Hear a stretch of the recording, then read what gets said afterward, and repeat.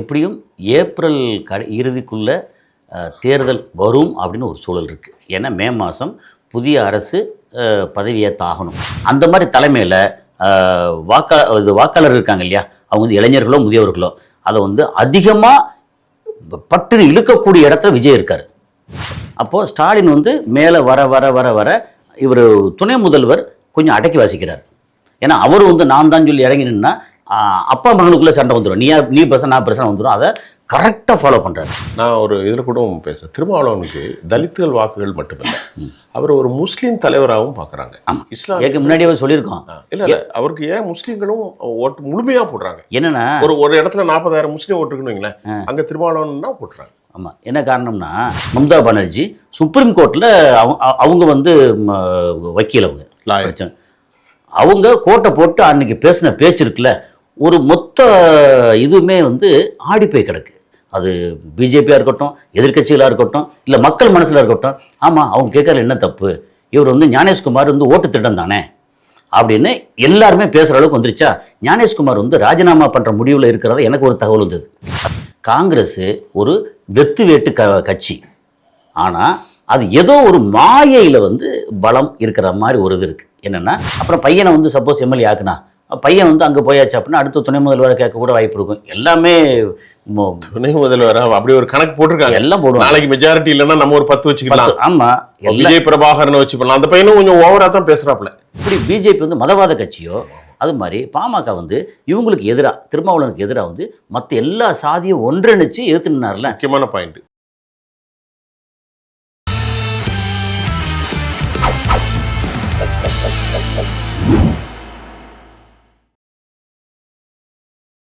நேர்களே, ஜெம் தொலைக்காட்சியினுடைய களம் 2026 தமிழ்நாட்டு அரசியலில் இன்று காலை பல புதிய செய்திகள் நம்மோடு இருக்கிறது. அதில் நாம் பேச போகிறது தேர்தல் வெற்றி தோல்வியை தாண்டி தேர்தலினுடைய கூட்டணி 4 முனை போட்டிகளில் எந்த நிலை இருக்கிறது. நம்முடைய அரசியல் விமர்சகரும் சர்வதேச பகுப்பாய்வு தவிர்த்து இந்திய அரசியலில் ஆழமாக தனது ஆய்வுகளை மேற்கொண்டு வரக்கூடிய கல்வியாளர் மற்றும் திறனாய்வாளர் திரு கசாலி அவர்களை நம்முடைய அமர்வுக்கு சந்திக்க நான் எதிர்பார்த்து இருக்கிறேன். நிகழ்ச்சியினுடைய அவரை வரவேற்கிறேன். கசாலி சார் வாங்க. சார், நம்ம இன்றைக்கு காலையில் February 8ஆம் தேதி, இன்றைக்கி உங்களுடைய அரசியல் பார்வை ஏராளமான செய்தி வந்திருக்கு.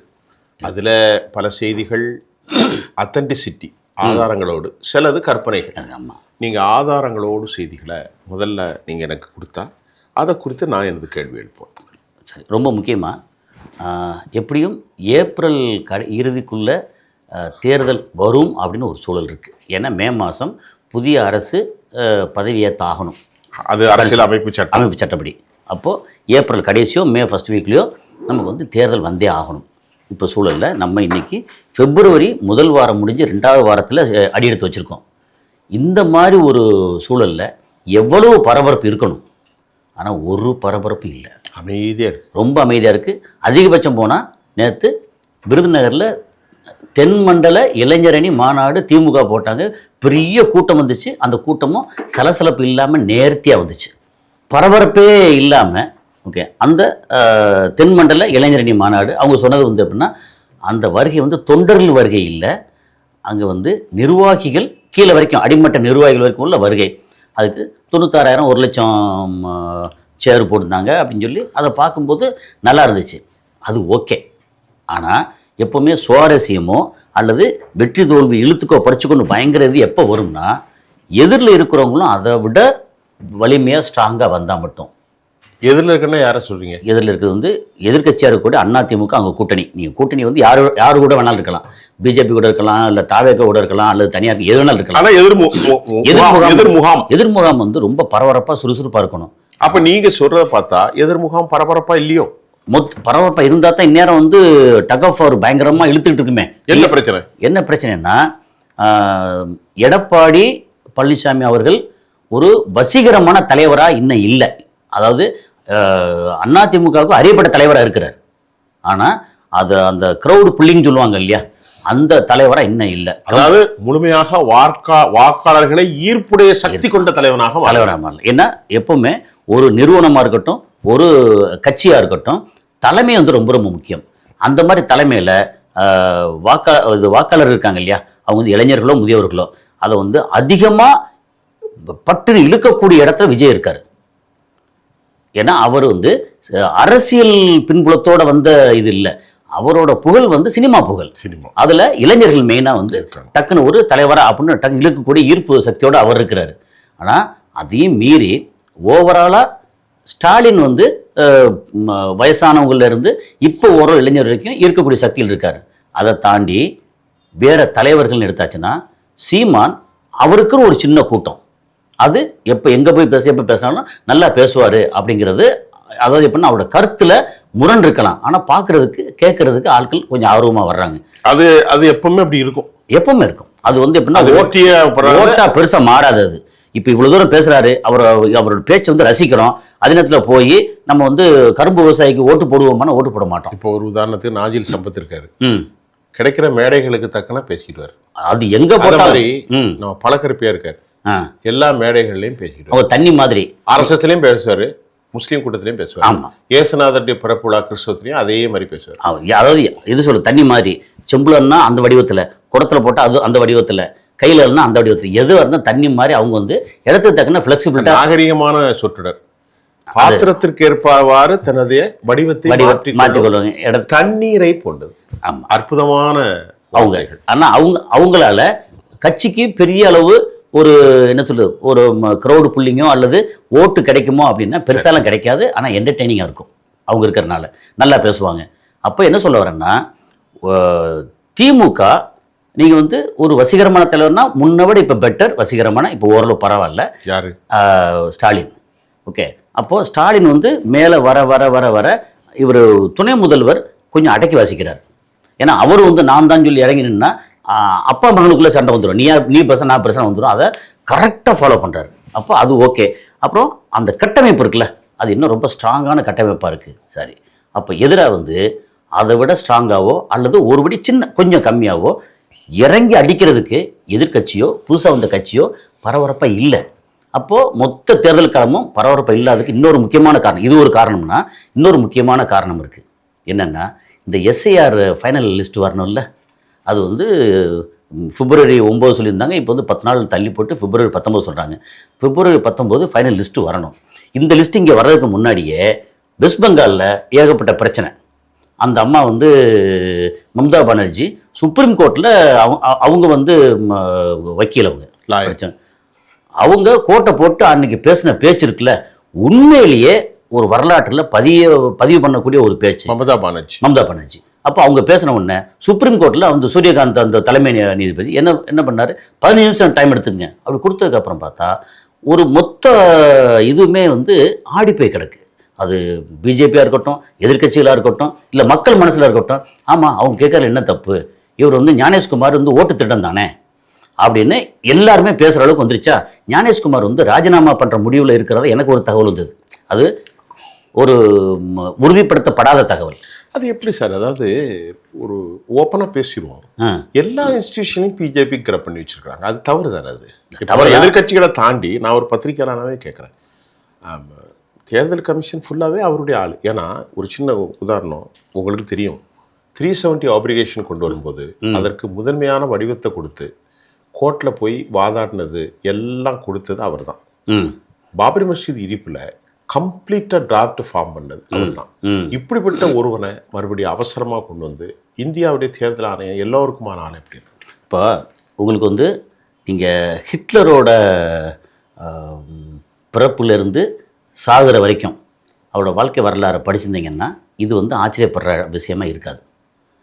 ஹிட்லர் ஒன்றுமே இல்லாமல் சாதாரண ஆளாக இருந்து கொஞ்சம் கொஞ்சமாக டெவலப் பண்ணி ஒரு கட்டத்துக்கு வந்து அப்புறம் இடையில வந்து சின்ன புரட்சி பண்ணுறேன்னு சொல்லி ஜெயிலுக்கு போய் அப்போ தான் வந்து மெயின் காம் சொல்லி ஒன்று எழுதி ஒரு மாதிரி தன்னோட சுயசரிதை எழுதி அப்படின்னா அதுக்கப்புறம் வந்து எவ்வளோ ஆட்டி படைச்சார்.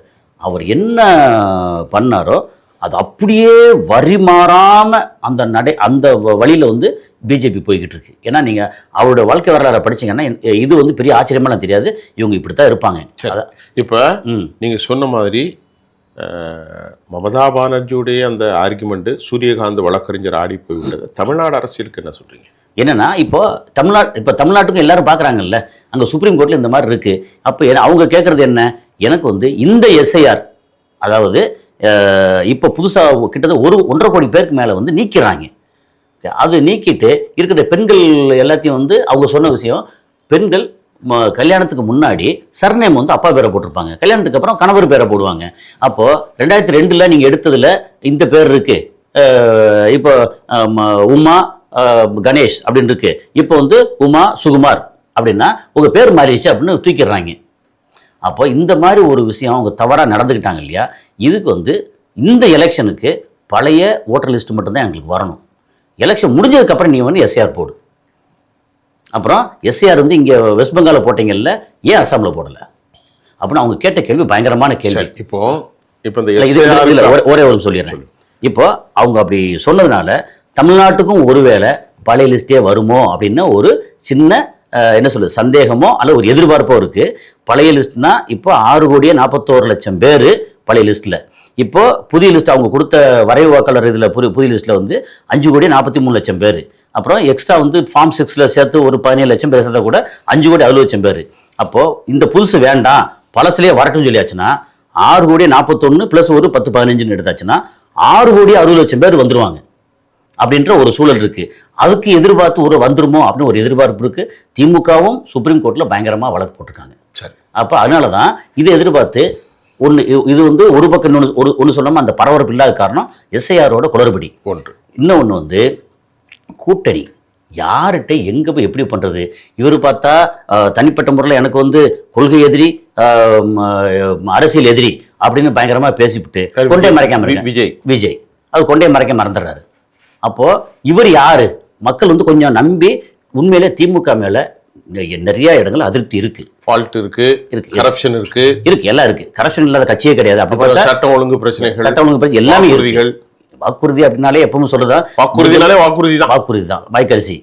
அதனால் இது வந்து முடிஞ்ச அளவுக்கு நிறைவேற்ற என்னத்தை பண்ணாலும் சரி ஒரு போர் அடிக்கும். என்ன ஒரே மாதிரி வந்துக்கிட்டு இருக்காங்கன்னு ஒரு மாதிரி போர் அடிக்கும். அப்போ ஆட்சி மாற்றத்துக்கு வழிவகுக்கும்னு சொன்னால் கூட என்ன ஒரு விஷயம் அப்படின்னா, இது வந்து விஜய் புதுசாக வந்திருக்கிறாரு ஓட்டு போடலாம் அப்படின்னு நினைக்கிறதுல அவரே வந்து அடப்ப நீயே வந்து பிஜேபி ஆள் தானே, இல்லை நீ வந்து வெளியே வர மாட்டியா, இல்லை வந்து ஒர்க் ஃப்ரம் ஹோம் மாதிரி இப்படி பண்ணிட்டு இருப்பியா அப்படின்னு எல்லாருக்கும் விஜய் மேலே ஆரம்பத்திலே அதிருப்தி எக்கச்சக்கமாக வந்திருக்கு. ஆனாலும் இன்னும் விசிலுக்கு ஓட்டு ஓரளவு விழும்னு தோணுது. ஓரளவுனா இப்போ முன்னாடி வந்து 7-8% 10% வரைக்கும் வரும்னு சொல்லி, ஏன்னா சின்ன வரக்கு முன்னாடி சின்ன வந்ததுக்கப்புறம் கேட்டால் 15% வந்து ஓரளவு வந்துருமோன்னு தோணுது தமிழ்நாடு அளவில். இப்போ இந்தியா டுடே லாஸ்ட் கருத்தில் 15% போட்டிருந்தாங்க. இந்தியா டுடே போட்டிருந்தாங்களோ? இந்தியா டுடே யாருக்கு? விஜய்க்கு. அதான் 15% வரதுக்கான வாய்ப்பு. ஏன்னா நான் வந்து வெளியில் அங்கங்கே எல்லாம் ரவுண்டு கேட்குறேன் இல்லையா, கேட்குற இடத்துல விசில் சின்னம் வந்து எப்படின்னா இவங்க வந்து போய் பெருசாக மெனக்கெட்டு பரப்ப வேண்டியதில்லை, ஆல்ரெடி பரவிடுச்சு மனசில். போகிறாங்க, போய் அழுத்தும் போது இது சூரியனா, ரெட்டையிலையா, தாமரையா, இது மாதிரி ஏர் உழவனா, விசிலா அப்படின்னு வரிசையாக வரும்போது விசில் வந்து படாரம் அமுக்கிறதுக்கான வாய்ப்பும் இருக்குது. 15% வரலாம். இப்போ நான் உங்கள்கிட்ட கேட்குறது, இந்த கூட்டணிகளை பற்றி சொல்லுங்கள். ஓகே, அண்ணா திமுக கூட்டணி சரி, முதல்ல டிஎம்கே கூட்டணி எப்படி இருக்குது? திமுக கூட்டணியில் வந்து அதாவது போன எலெக்ஷனில் இருக்கும்போது எப்படி ரொம்ப கட்டுக்கோப்பாக இருந்துச்சோ அந்த கட்டுக்கோப்பான கட்டுச்சோத்தில் வந்து பெருச்சாளிகள்லாம் வந்து உள்ளே சுற்றிக்கிட்டு இருக்கு திமுகவில். என்னென்னா காங்கிரஸ் ஒரு வெத்து வேட்டு கட்சி. ஆனால் அது ஏதோ ஒரு மாயையில் வந்து பலம் இருக்கிற மாதிரி ஒரு இது இருக்குது. என்னென்னா காங்கிரஸ் சேர்ந்தால் சிறுபான்மையர்கள் நம்பி ஓட்டு போடுவாங்க அப்படின்ற ஒரு பேச்சு இருக்குது. காங்கிரஸ் வந்து செக்குலரிசம் சம்மந்தப்பட்ட ஒரு கட்சி, பிஜேபி ஒரு மதவாத கட்சி அப்படின்னு இருக்கா. அப்போ காங்கிரஸ் எங்கே கூட்டணியில் இருக்கோ அங்கே வந்து சிறுபான்மையர்கள் ஓட்டு போடுவாங்க அப்படின்னு ஒரு சேயிங் இருக்குது சொல்கிறாங்க. ஆனால் அது உண்மை அப்படின்னா 50-50 ஓரளவு அது உண்மை, ஆனால் முழுக்க அது உண்மை இல்லை அப்படிங்கிறது தான். அப்போ காங்கிரஸ் வந்து வெளியே போகிறோம், நாங்கள் தாவேக்காவோட சேர போகிறோம் அப்படின்னு சொல்லி ரொம்ப அப்படி சவடால் விடுறது, அதை வந்து கண்டிக்காமல் என்னன்னு கேட்காம அதை ஆராய்ஞ்சு பார்க்காம ரொம்ப தாந்தோண்டித்தனமாக இருக்கக்கூடிய தலைமை. உண்மையிலேயே காங்கிரஸ் அதாவது பிஜேபியோட இவ்வளோ பெரிய வளர்ச்சிக்கு பிஜேபி காரணம் இல்லை, காங்கிரஸ் காரணம். ஏன்னா எதிர்க்கட்சியாக இந்திய அளவில் எதிர்க்கட்சியாக ஸ்ட்ராங்காக இருக்க வேண்டிய ஒரு காங்கிரஸ் அது எல்லா இதையும் விட்டு கொடுத்து ஒவ்வொரு மாநிலமாக போய் கடைசியில் தமிழ்நாட்டிலையும் மண்ணை கவ்வி இதுக்கு முன்னாடி வந்து 80 சீட்டு 90 சீட்டு வந்திருந்தாங்கன்னா இப்போ வந்து திரும்ப வந்து 50 சீட்டு கீழே போகிற அளவுக்கு வந்துட்டு இருக்காங்க. இப்போ காங்கிரஸ் தலைமை நல்ல இல்லை, காங்கிரஸுடைய ஒரு பெரிய தவறு என்னன்னா, இப்போ காங்கிரஸ் வலிமையாக மத்திய பிரதேசத்தில் அவங்க தான் ரைவல் பிஜேபிக்கு. அதே போன்று டெல்லியில், அதே போன்று கர்நாடகாவில் அவங்க தான், கர்நாடகாவில் அவங்க இப்போ ஆட்சியில் இருக்காங்க, ராஜஸ்தானில். இப்போ என்ன சொல்கிறாங்க எதிர்கட்சிகள், உங்களுக்கு வலிமையான இடத்துல நீங்கள் நின்றுக்கிடுங்க. பீகாரில் நீங்கள் வலிமை இல்லை, யூபியில் நீங்கள் வலிமை இல்லை, திமுக இங்கே தமிழ்நாட்டில் நீங்கள் வலிமை இல்லை, கேரளா வெஸ்ட் பெங்காலில் வலிமை இல்லை. அங்கே நீங்கள் அந்த ஸ்டேட் ரீஜனல் பார்ட்டிக்கு முக்கியத்துவம் கொடுத்து வாங்கிடுங்க, அங்கே வந்து அதிகாரம் பண்ணாதீங்க அப்படின்னா காங்கிரஸ் வந்து கேட்க மாட்டேங்காங்க. அவங்க என்ன பண்ணாங்கன்னா ஓவரால் இது பார்க்குறாங்க. நமக்கு வந்து முன்னாடி சின்ன வயசில் ஸ்கூலில் சொல்லியிருப்பாங்க, இந்த மாதிரி பள்ளி கணக்கு புள்ளிக்கு உதவாதுன்னு கேள்விப்பட்டிருப்போம். ஒரு பழமொழி மாதிரி என்னென்னா, ஒரு ஆற்றை கடக்கணும், இங்கே வந்து கணக்கு வாத்தியார் போட்டால் என்ன செய்வார், நீங்கள் வந்து இது எத்தனை அடி, இது வந்து 4 அடி, இது 2 அடி, அது 1.5 அடி, இது 5 அடி, அப்போ ஆவரேஜ் போடு, இத்தனை அடி தான், நீ இறங்கி நடந்துரு அப்படின்னு ஜம்ப் பண்ணு, ஒன்றுக்கு நடக்காது, ஒன்றும் நடக்காது. அதான் ப்ராக்டிக்கலாக சரி. அப்போ இது வந்து காங்கிரஸுக்கு கர்நாடகாவில் ஸ்ட்ராங்காக இருக்குது, கேரளாவில் ஆட்சியில் இருக்குது, கர்நாடகாவில் ஆட்சியில் இருக்குது, தமிழ்நாட்டில் ஆட்சியில் வரவே முடியாது. 50 வருஷம் ஆச்சு, இன்னும் வரதும் இல்லை, வரவும் முடியாது. அப்படி ஒரு சூழலில் கர்நாடகாவையும் தமிழ்நாட்டையும் ஒப்பிட்டு ஏன் நான் தமிழ்நாட்டில் வரக்கூடாது அப்படின்னா, தமிழ்நாட்டில் உனக்கு பேஸே இல்லையே. அப்போது இதை வந்து அந்தந்த ரீஜனல் பாலிடிக்ஸ் இருக்குல்ல, அதில் என்னென்ன இருக்கோ அதை வந்து நிறைய டேட்டாஸ் எடுத்து, அதுக்கப்புறம் மக்கள் மனநிலை என்ன இருக்குது, என்ன மாதிரி பண்ணுறாங்க, பாஸ்ட் என்ன இருக்குது, ஹிஸ்ட்ரி என்ன இருக்குது, ஃப்யூச்சரில் நம்ம வரணும் என்ன செய்யணும் அப்படின்னு எல்லா விஷயத்தையும் ஆராய்ஞ்சு, ஃப்யூச்சரில் நம்ம வந்து தனிப்பட்ட முறையில் வரணும் அப்படின்னா இருக்கிறதையும் பிடிங்கி போட்டால் வந்து செடி செத்துல போகும். அப்போ நம்ம வந்து முதல்ல நிழலில் விட்டு வெளியில் வரணும், நல்லா வளரணும் அப்படின்னு வரணும்ல. அந்த காங்கிரஸுக்கு அதெல்லாம் கிடையாது. ராகுல் காந்தி வந்து ஒரு நல்லவர், திறமையானவர் இல்லை, வல்லவர் இல்லை அப்படிங்கிறதான். அதனால இந்த திமுக கூட்டணி சலசலத்து கிடக்கு. அதாவது ரொம்ப சலசலப்பு இல்லை, இவங்க போயிட்டாங்கன்னா ஒரு பக்கம் திமுகவுக்கு நல்லதுன்னு நான் சொல்லுவேன். சரி, 25 சீட்டு அதை அப்படியே வந்து கேக்கு மாதிரி எடுத்து தனக்கு கொஞ்சம் வச்சுக்கிட்டு மிச்சம் பூரா வந்து பிரித்து கொடுத்துடலாம். போயிடுவாங்களா எப்படி? அது போகிறதுக்கு வாய்ப்பு குறைவு. ஏன்னா அவங்களுக்கு போயிட்டாங்கன்னா இன்னும் வீணாக போயிடும், அவங்களுக்கு வந்து டெபாசிட் கூட கிடைக்காம போயிடும். இப்போ முக்கியமாக அடுத்து நம்ம குறிப்பிட்ட நேரத்துக்குள்ளே பேசணும். ஆமாம், தேமுதிக 14 வேணும், 15 வேணும், ராஜ்யசபாவில் 2 வேணும், 1 வேணும், கொஞ்சம் விட்டாச்சுன்னா மத்திய அமைச்சரில் பதவியும் கேட்டாங்களாம். பையன் விஜய பிரபாகரனுக்கு. இப்படியெல்லாம் ஒரே குழப்பத்தில் இருக்காங்க. அந்த அம்மா எப்பவுமே இப்படி தானே, அவங்க வந்து கொஞ்சம் விட்டால் பிரைம் மினிஸ்டர் போஸ்ட்டு கேட்பாங்க, இல்லை ஜனாதிபதியாக வந்து ஆக்குங்க கேட்பாங்க. கேட்கறதுக்கு வந்து நமக்கு அவங்களுக்கு கேட்கறதுக்கு அதனால அவங்களுக்கு வந்து கடைசி வரைக்கும் கட்சி அழிவு தானே போயிருக்கு. அதாவது 0.43 தான் நிற்குது, 4 தான் இருக்கு. ஆமாம், 0.5 விட கம்மி தான். 0.43 0.5 கம்மி, 0.5% கம்மி. ஆனால் என்னன்னா, விஜயகாந்த் ஒரு உடல்நிலை சரியில்லாமல் உயிரோடு இருக்கும்போதே அந்த கட்சியை வந்து குழி தோண்டி புதைக்கிறதுல எல்லா வேலையும் பார்த்தவங்க. அவங்க யார்? பிரேமலதா விஜயகாந்த். ஓகே, அவங்க இந்த கட்சியை வந்து மொத்தத்துக்கு அதாவது என்ன சொல்லுவாங்க தெரியுமா, ஒரு 3 பேர் சேர்ந்துட்டாங்க, இன்னும் ஒரு ஆள் சேர்ந்தா தூக்கிடலாம் அப்படின்ற அளவுக்கு இருக்குது அந்த கட்சி. சரி, அதனால் அதை பற்றி நமக்கு பேசுகிறதே வேஸ்ட்டு. தனிச்சு அவங்க இப்போ இந்த முறை நமக்கு கிடைச்ச தகவல் எல்லாரும் பயப்படுற காரணம், 3வது பிளேயர் விஜய் யாரை காலி பண்ணுவார்னு தெரியாது. அதனால சில தொகுதிகளை நீங்கள் பார்த்தீங்கன்னா சவுத்தில் ராஜபாளையம், கோவையில், அதே மாதிரி விருதுநகர், இப்போ திண்டிவனம், விழுப்புரம், ரிஷ்வந்தியம், இங்கெல்லாம் இவங்களுக்கு ஒரு 4000, 5000, 8000 ஓட்டு இருக்கு. இதனால பல தொகுதிகளை இழந்துருவாங்களோன்னு பயத்தில் திமுக ஆடி போயிருக்கான். திமுக பாமக இவங்க தேமுதிக சேர்க்கணும் அப்படிங்கிறாங்களா. ஆனால் இந்த அம்மா அவங்க பணத்தை பற்றி பிரச்சனை இல்லைன்ட்டாங்க, டெல்லியில் எது சொல்லிட்டாங்க, உங்களுக்கு என்ன வேணுமோ கொடுத்துருன்னு. ஆனால் அப்போ அதை வாங்கிட்டு போகாமல் திமுக கூடயே போயிட்டு இருக்காங்க. ஏன்னா திமுக கூட போனால் 1-2 எம்எல்ஏக்கள் கிடைக்க வாய்ப்பு இருக்குது அப்படின்னு நினைக்கிறாங்க. இல்லை, அது வந்து அந்த அனலிஸ்ட் இருக்குல்ல, அந்த அனலிஸ்டும் கையில் இருக்கும். திமுக கூட போனால் ஒரு 1-2 எம்எல்ஏ கிடைச்சதுன்னா நம்ம கட்சி வந்து சட்டசபையில் ரெப்ரசன்ட் பண்ணோம். அப்போ நம்ம வந்து பத்தியா எனக்கு எம்எல்ஏ இருக்கான்னு சொல்லிக்கலாம். அப்புறம் பையனை வந்து சப்போஸ் எம்எல்ஏ ஆக்குனா பையன் வந்து அங்கே போயாச்சு அப்படின்னா அடுத்து துணை முதல்வரை கேட்க கூட வாய்ப்பு இருக்கும். எல்லாமே துணை முதல்வர் அப்படி ஒரு கணக்கு போட்டிருக்காங்க, எல்லாம் போடுவோம். நாளைக்கு மெஜாரிட்டி இல்லைன்னா நம்ம ஒரு 10 வச்சுக்கலாம். ஆமாம், விஜய் பிரபாகரனை வச்சு பண்ணலாம். அந்த பையனும் கொஞ்சம் ஓவராக தான் பேசுகிறாப்புல. ப்ராக்டிஸ் அப்படி பண்ணி விட்டுருக்காங்க. ரொம்ப எல்லாத்துக்கும் வாங்கடா போங்கடாங்கிறாரு. அதாவது ஒரு நாகரிக அரசியல் இது எப்படி நீ அந்த விதத்தில் பார்த்தீங்கன்னா, உதயநிதி ஸ்டாலின் வந்து நமக்கு பிடிக்குதோ பிடிக்கலையோ கரெக்டாக அவர் பண்ணுறது நாகரிக அரசியல், கரெக்டாக பேசுகிறார், கண்டமணிலும் பேசுறது இல்லை. அதுக்கப்புறம் வந்து அப்படி திருப்பி அடித்தா கூட நாகரிகமாக அடிக்கிறார். ஸோ அந்த விதத்தில் வந்து உதயநிதி ஸ்டாலினோட போக்கு வந்து கிளியராக இருக்குது. சரி, இப்போ நடிகர் நம்முடைய திருமாவளவன் சொல்கிறாங்க, நான் சொல்லிட்டேன், நான் பாஜகவையும் பாமகவையும் ஒரே மாதிரி தான் பார்க்குறேன். பாமக கூட்டம்னு நாங்கள் வெளியேறிடுவோம், எங்களுக்கு அதை பற்றி ஒன்றும் இல்லை அப்படின்னு சொல்லிட்டார். அது கரெக்ட் தானே. என்னென்னா நீங்கள் வந்து பாமக அவங்களுடைய ஓட்டு வங்கின்னு எடுத்தீங்கன்னா, ஒருவேளை திருமாவளவன் அவர் வெளியே போனால் அங்கே பாமக அப்படியே வந்து சேருதுன்னா அதுலேருந்து ஒரு 2%, 5%, 3% ஏதாவது வந்துச்சு அப்படின்னா அதை வந்து காம்பன்சேட் பண்ணும். ஆனால் பையன் பிரிச்சுக்கிட்டு போய் ஏடிஎம்கே கூட்டணியில் சேர்ந்தாச்சு. அப்போ அப்பா மட்டும் இருக்காரு, அப்பாவை நம்பி எவ்வளோ பேர் வருவாங்கன்னு ஒன்று இருக்குல்ல. அப்போ பலம் வந்து திருமாவளவன் கட்சி பலமா, அப்போ பிரிஞ்சு வந்து அப்பாவோட பாமக பலமா அப்படின்னா கண்டிப்பாக திருமாவளவன் கட்சி தான் பலம். ப்ளஸ் வந்து அவர் சொன்ன ஒரு வார்த்தை முக்கியமானது என்னென்னா, எப்படி பிஜேபி வந்து மதவாத கட்சியோ அது மாதிரி பாமக வந்து இவங்களுக்கு எதிராக, திருமாவளவனுக்கு எதிராக வந்து மற்ற எல்லா சாதியும் ஒன்றிணைச்சு எதிர்த்துனார்ல. முக்கியமான பாயிண்ட். அப்போ இது சாதியவாத கட்சி. அதை சொல்கிறாரு. 2011 நாங்கள் தோத்தோம் திமுக கூட சேர்ந்து. அதுக்கப்புறம் பாட்டாளி மக்கள் கட்சி டாக்டர் ராமதாஸ் எல்லா இடைசாதிகளையும் சேர்த்து தலித்துகளுக்கு எதிராக ஒரு மாநாடு. நான் எப்படி அவங்களே சேர்க்கறது? அது பண்ணாங்க. ஸோ எதிரியாக இருக்காங்க, நாங்கள் வந்து எதிரின்னு டிக்ளேர் பண்ணிவிட்டு நாங்கள் அதை நோக்கில் நாங்கள் இருக்கோம். அப்போ அந்த இடத்துல வந்து கூட்டணின்னு சேர்த்துக்கிட்டு ஒரே மேடையில் திரும்ப நான் டாக்டர் ராமதாஸ் வந்து கையை தூக்கி பிடிச்சிக்கிட்டு வெல்வோம்னு சொல்லி சொன்னோம்னா என்னோட ஆட்களே வந்து தொண்டர்களே வந்து என்னை மதிக்க மாட்டாங்க அப்படின்றது அந்த நிலைப்பாடு இருக்குல்ல. தப்போ ரைட்டோ, இது என்னோட நிலைப்பாடு ஸ்ட்ராங்காக சொல்லுது. திருமாவளவன் சொல்கிறது கரெக்டு. ஆனால் திமுக திருமாவளவனை எந்த காலத்தையும் விட்டு கொடுக்காது. என்ன காரணம்னா, திருமாவளவன் கட்சி தனிச்சு நின்னா 2%, 2.5% வாங்கும். இந்த கூட்டணியில் சேர்ந்து நின்னா 7-8%, 10% இருக்கு வாங்கும். ஆனால் இன்னொன்று சார், நான் ஒரு இதில் கூட பேசுகிறேன். திருமாவளவனுக்கு தலித்துகள் வாக்குகள் மட்டுமில்லை, அவர் ஒரு முஸ்லீம் தலைவராகவும் பார்க்குறாங்க. இஸ்லாம் முன்னாடியே சொல்லியிருக்கோம். இல்லை, அவருக்கு ஏன் முஸ்லீம்களும் ஓட்டு முழுமையாக போடுறாங்க? என்னென்னா, ஒரு இடத்துல 40,000 முஸ்லீம் ஓட்டு இருக்குன்னு வைங்களேன், அங்கே திருமாவளவன் தான் போட்டுறாங்க. ஆமாம். என்ன காரணம்னா, இவங்க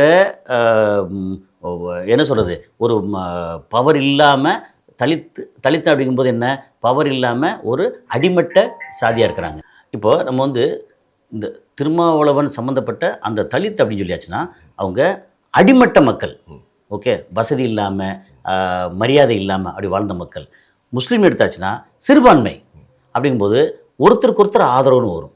பெரும்பான்மை உயர்ந்த ஜாதி அப்படிங்கிற இடத்துல முஸ்லீம் ஆதரவோ அல்லது வேறு இடத்துல அதில் கிறிஸ்டியன் அப்படின்னு எடுத்தாச்சுன்னா அதில் வந்து வேறு அது ஆதரவோ வராது. எப்போவுமே திருமாவளவன் மேலே இஸ்லாமியர்களுக்கு மிகப்பெரிய மரியாதை உண்டு.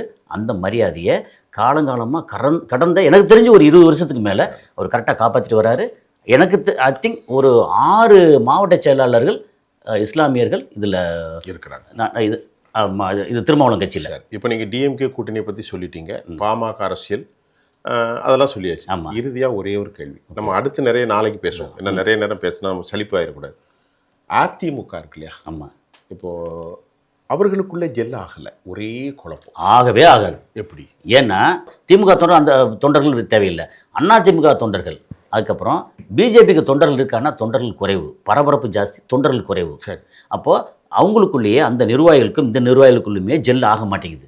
நீ பெருசா நான் பெருசா, நான் வந்து இந்தியா ஆட்சி பண்ணுற கட்சி, நான் வந்து தமிழ்நாட்டு ஆண்ட கட்சி அப்படின்னு இவங்களுக்குள்ளே பெருசாக ஜெல் ஆகலை. அடியிலே, அதாவது கீழ்மட்டத்தில் ஜெல் ஆகலை, மேல் மட்டத்தில் இப்போ கம்பல்ஷனுக்கு வேறு வழி இல்லாமல் ஒன்று சேர்ந்துருக்காங்களே ஒழிய இன்னும் தொண்டர்கள் மனசளவில். இப்போது திருமாவளவன் கட்சியாக இருக்கட்டும், திமுக இருக்கட்டும் ஜெல்லாக இருக்காங்க. காங்கிரஸாக இருக்கட்டும், காங்கிரஸ் தொண்டர்களே இல்லை, ஆனாலும் இருக்கிற 1-2 அந்த பல பரவாயில்ல இருக்குல்ல, அவங்க வந்து பரவாயில்ல, அவங்க வந்து ஒன்றா இருக்காங்க. இஸ்லாமிய கட்சிகளாக இருக்கட்டும், திமுக இருக்கட்டும், அவங்க வந்து ஒரு பிரச்சனைங்கிறத எல்லாம் இருக்காங்க. இடதுசாரிகள் எப்போவுமே வந்து திமுகவோட நல்ல ஒரு ஜெல்லாக இருக்காங்க. இப்போ இது விட்டாச்சுன்னா நீங்கள் பிஜேபி வந்து ஜெல் ஆக மாட்டாங்க. ஏன்னா அது மதவாத கட்சிங்கிறது பயங்கரம் எல்லாம் தெரிஞ்சிருச்சா. அப்போது அண்ணா திமுக வந்து நத்திங் பட் இன்னொரு திமுக. ஏன்னா அந்த தொண்டர்கள் எல்லாமே திராவிட பாரம்பரியத்தில் அந்த மனசில் உள்ளவங்க இன்னும் ஒரு மதவாத கட்சியை வந்து மனசில் ஏற்றுக்க மாட்டாங்க. சிலர் வந்து பார்த்தா எனக்கு வந்து பிஜேபி ஒன்றும் பிடிக்கும், அப்படி இருக்குது, இந்துத்துவம், அதெல்லாம் ஓகே தான். அது பேசுகிறது இந்த மக்கள் வந்து அதிகபட்சம் என்ன பண்ணால் ஒரு 2%, 3% பேசுவாங்க. ஓட்டு போட்டால் ஒரு 5%, 6% ஓட்டு போடுவாங்க. ஓகே, நமக்கு வந்து பாரத பிரதமர் வேணும் அப்படின்னு ஓட்டு போடலாம். என்னதான் இருந்தாலும் பாரத பிரதமர் வந்து நம்ம என்னதான் விமர்சனம் பண்ணாலும் அவர் ஒரு பெரிய ஐக்கான் அவர். நிச்சயமா. அப்போ அதில் மாற்றவே முடியாது.